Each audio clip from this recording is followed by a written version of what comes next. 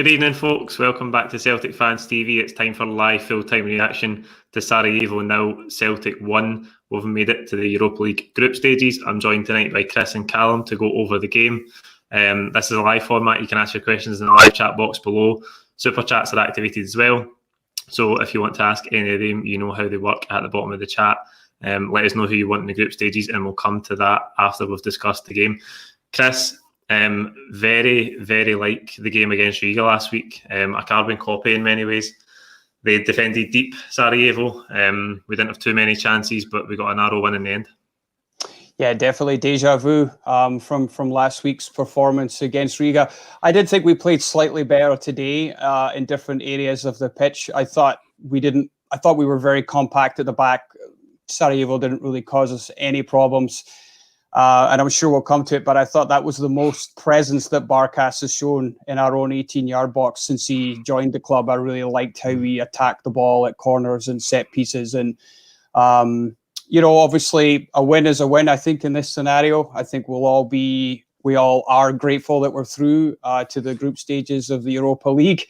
Albeit the performance last weekend, again, this week wasn't the best, but I'll definitely take progress in Europe under such unique circumstances that we find ourselves in, with having to play games behind closed doors and the last two games both being away from home.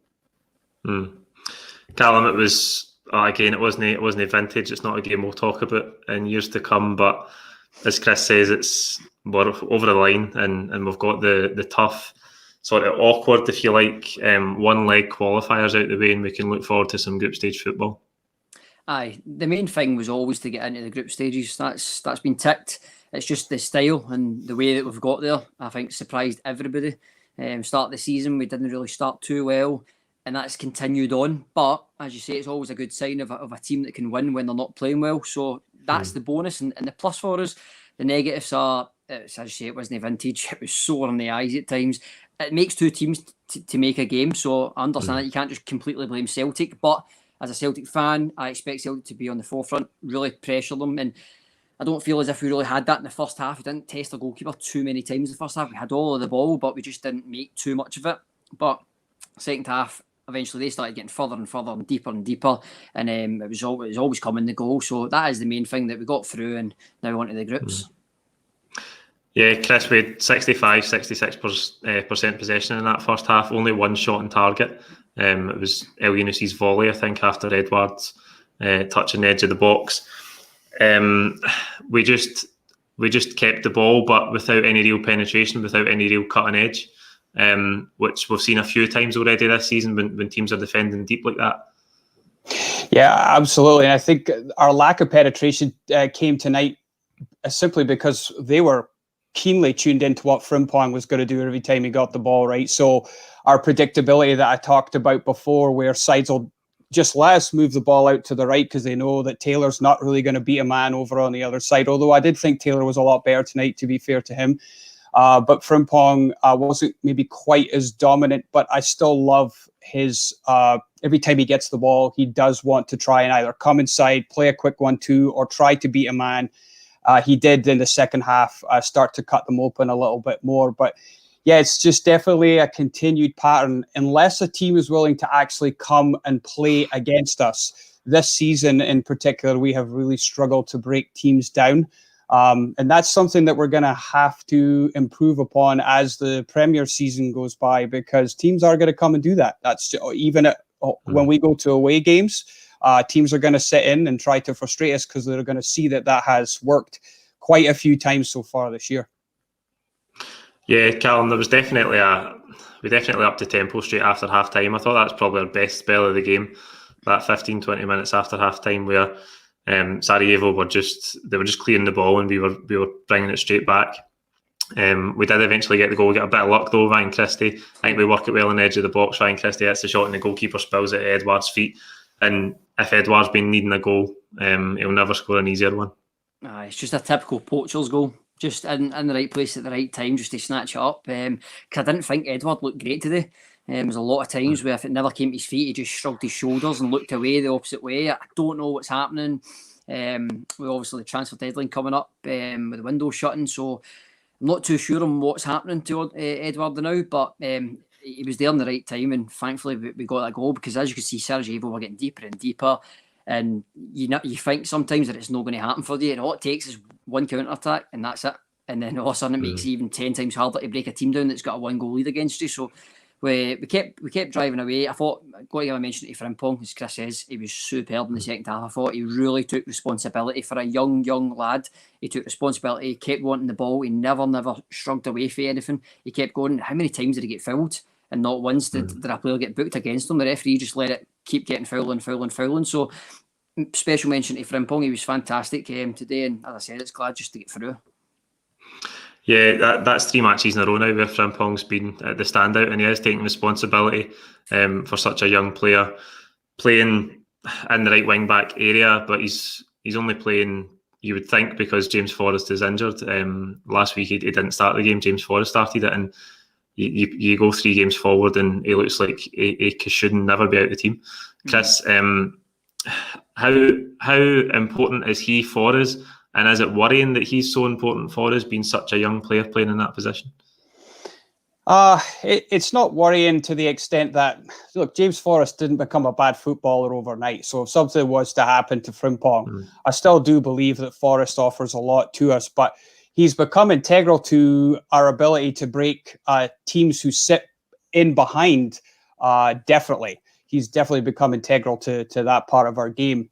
It probably speaks to the need for the club to provide some additional competition on the left side, because if we're going to go and play 3-5-2, which was our best formation from January on last year, we're going to need another option that can really get in behind and can really help to stretch the defense, because that's then where you're having your 2 strikers up front, and having that 10 would really be devastating. And that's where we caused so many problems for teams last year in the second half domestically.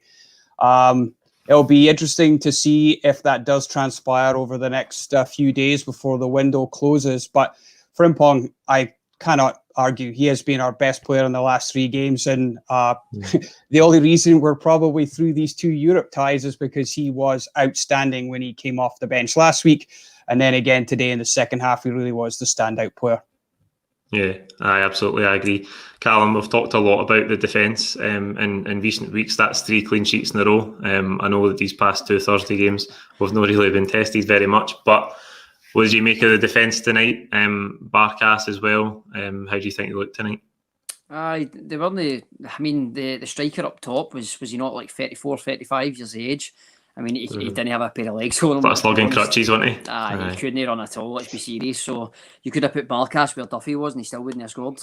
That's where we are. But they dealt with what they had to. I thought, but El Hamad looked a little bit shaky.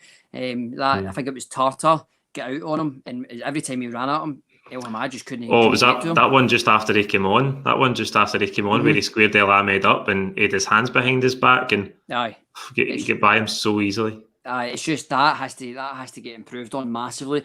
As Chris said as well, that if you were to then get an injury, let's just say El Hamad, we only have 1 right-sided player at the club then. With Forrest being out and El Hamad out, we only have Frimpong. So where do you play him? Do you play him right wing, a part of the 3-5-2, or do you play him right back? And then he gets injured, who do you then stick there? So we don't have enough depth and cover in that position. We know El Hamad's injury prone. We spoke about it, Paul, countless times that he is injury prone. So I think we need cover in there before the window shuts. But I'd probably go obviously right wing, somebody to compete with Forrest, and then you can drop Frimpong back a little bit. But I thought the defence, they done all right from what they had to do, to be honest. Chris, do you think, I've heard a few people now questioning whether they think the 3-5-2 is actually ideal for us. I know we didn't have 2 out-and-out strikers on the pitch tonight, and we've talked about Edouard's form, but how do you think we look in the 3-5-2 this season? It was obviously brilliant for us in the second half of last season, but a few people now have just questioned whether we look like we're clicking in that formation this season. I think part of my answer to that question, Paul, is I don't believe we've had a settled enough team in that formation to be able to give an honest assessment yet about whether it's working or not. I think if we could go a run of 4, 5, 6 games where we play the same almost 10 or 11 players, and you've got a Jetty up front back fit with Edouard, and then if we're not going to bring someone in on the left, you got to maybe give El Yunusi a chance to see. I know he's not a defensive type player, but if you're going to trust that system, then that's your best 11. Although I know El Yunusi, you can make an argument he's maybe better on the more inside channel, but I don't think we can rush to judgment yet on the 3-5-2, Paul. I believe we need to give that a bit more time and try to get our players back fully fit. I mean, 4-2-3-1, I do not like. So if you're not going to go 3-5-2, then I think it would have to be a 4-4-2 formation. 2 strikers up front. A club like Celtic is an absolute must. Callum, do you think it's just there's some positions in the 3-5-2 that I just don't think we've got nailed down at all? Obviously, there's a lot of discussion about the left-back area. We need another left-back in. Regardless of what you think of Greg Taylor, because we've only got one first-team left-back. El Yunusi as well, we're not sure about his position in the 3-5-2, and we've not had Edouard and Ayeti, who you would think would be the 2 first-choice strikers playing together for any length of time, really. So do you think there's just too many question marks in some positions for us to really see the true representation of what 3-5-2 would be like for us? Even you missed out there is Ryan Christie. I feel is a lot of people are getting on his back because when you play the 3-5-2, he's not playing in that 10 role. That 10 role disappears, and then he's become a centre mid. And he was so successful last season in the 10 role. That's where he was successful, and he gets so many goals. So that's why a lot of people are getting on his back, because he's not actually in that position now. He's more setting them up rather than having a shot at goal. And I know obviously the goal came from him, but that was him further up the park, usually in that 10 role where he picks the ball up and he can have a strike. So even in that position, we still don't have settled down because we don't know. Sometimes when you're looking at it, Brown was playing just as the three centre backs, and it was either El Hamad was going out right and Frimpong was getting pushed further up the park. So there's so many positions across that we still haven't nailed down and we don't know. For me tonight was crying out for maybe Greg Taylor not to start, because there wasn't much on that side. It didn't come down Greg Taylor's side a lot, so you could have probably played El Yunusi on the left and then played maybe your Klamala or get Griffiths game time. We're only one injury away from Edouard to having a striker that's barely started for us and barely kicked the ball. But we've got 4 at the club apparently, but there's 2 that are just so far down the pecking order, it's ridiculous. So that was the game tonight, that you need the 2 strikers, where he's played Christie up front, he's played El Yunusi up front, he keeps chopping and changing, and that's why you won't get a settled team, and that's why we won't get a settled performance that we're all looking for. We're all looking for that great performance. We go brilliant, we've just turned a corner, let's kick on. Every game is just, we're jumping from game to game and we're just hoping to get a win, and luckily enough we have got the wins, but that's only going to go so long until you actually need to get performances and you need to keep going. So that's the big problem with changing the team. He needs to get his first 11 nailed down on nearly the start of October, and he still doesn't know he's nailed. So we need to get that nailed down first of all.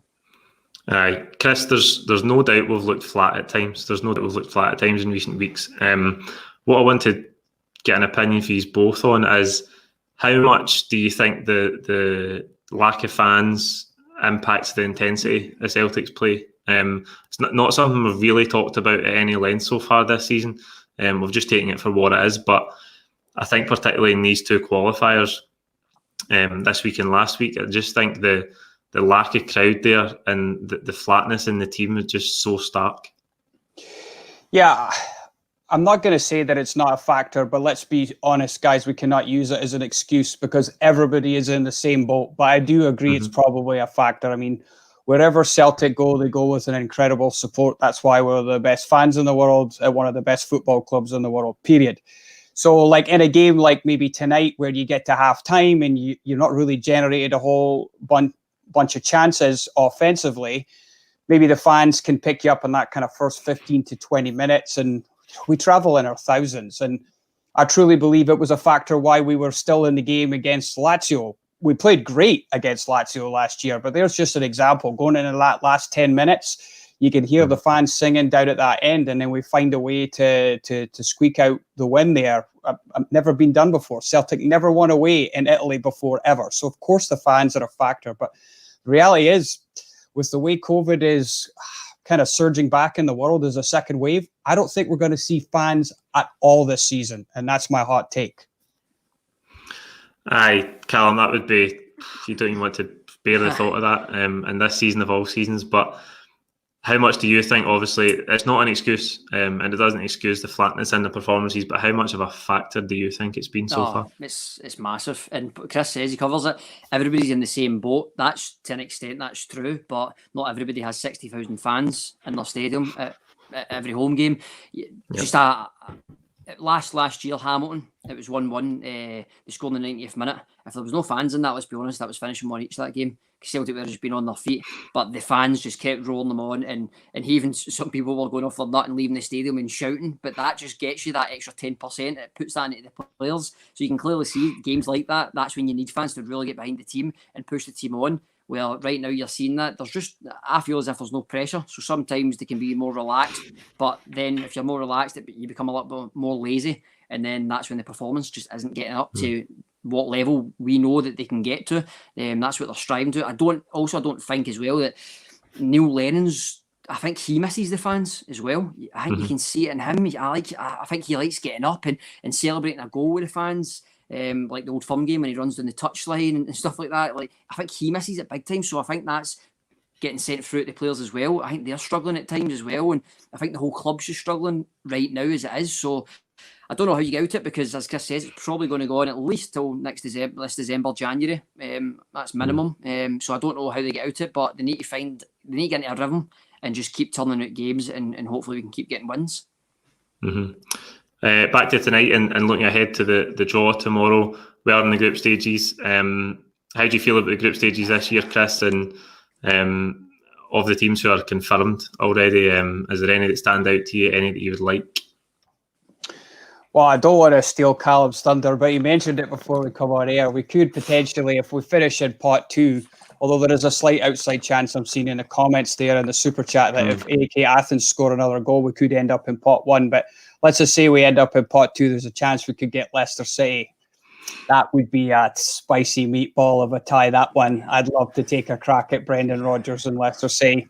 And that's a game, even without fans, I think the Celtic players could find themselves a way to lift themselves for. Arsenal are also, in that side of the equation as well as a potential team we could draw. So I'm just looking forward to European football again. Obviously, it's not under the lights at Celtic Park with 60,000, because I've been to many Champions League games, including Celtic 4, Juventus 3 all those years ago, and nothing compares to the atmosphere that the Celtic fans bring at European nights. It's unmatched and unrivaled anywhere, and that includes on the other side of Glasgow, by the way, where it's just amazing to play. I'm sure it's amazing to play as a player in front of that. So I take any of those two teams, but just happy to be in the draw, to be really honest.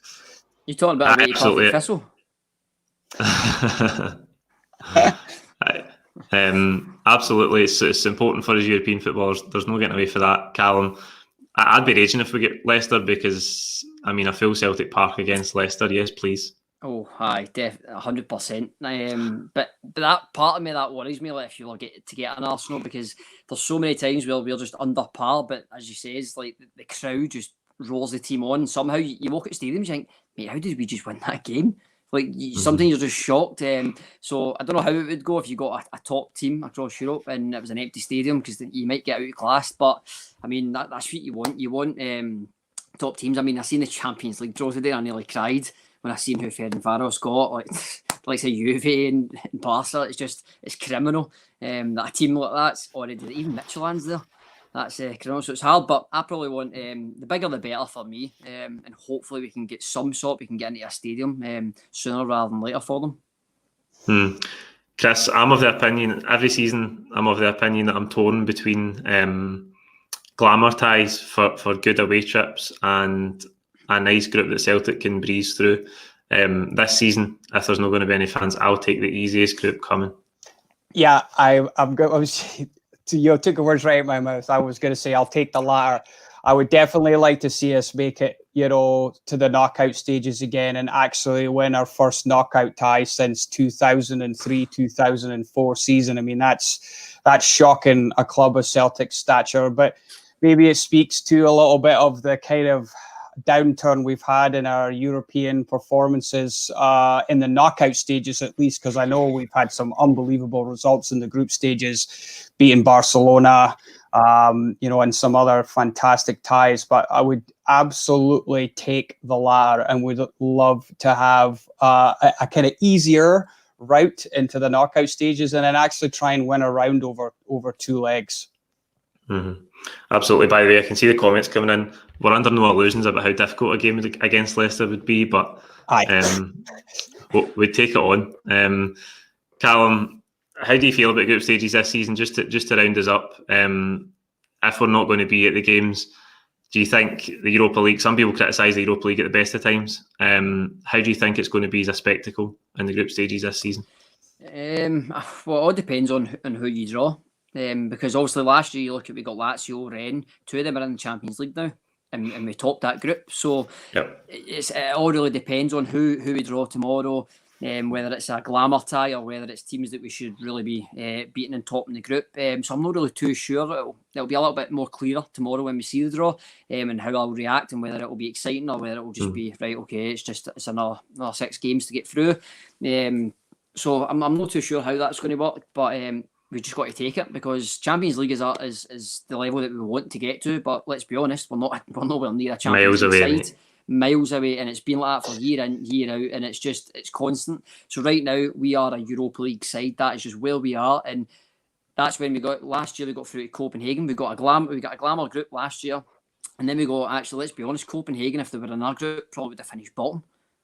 In that type of group, that's what you would have thought. So we actually got a really good tie, and then we get knocked out. That's where we keep letting ourselves down. It's when the weird teams come in. So if we actually get a glamour tie, it could actually make us get a better performance out of the squad. Where if we were to draw lesser opposition, then it could turn out to be a Copenhagen. We might not even get out of the group.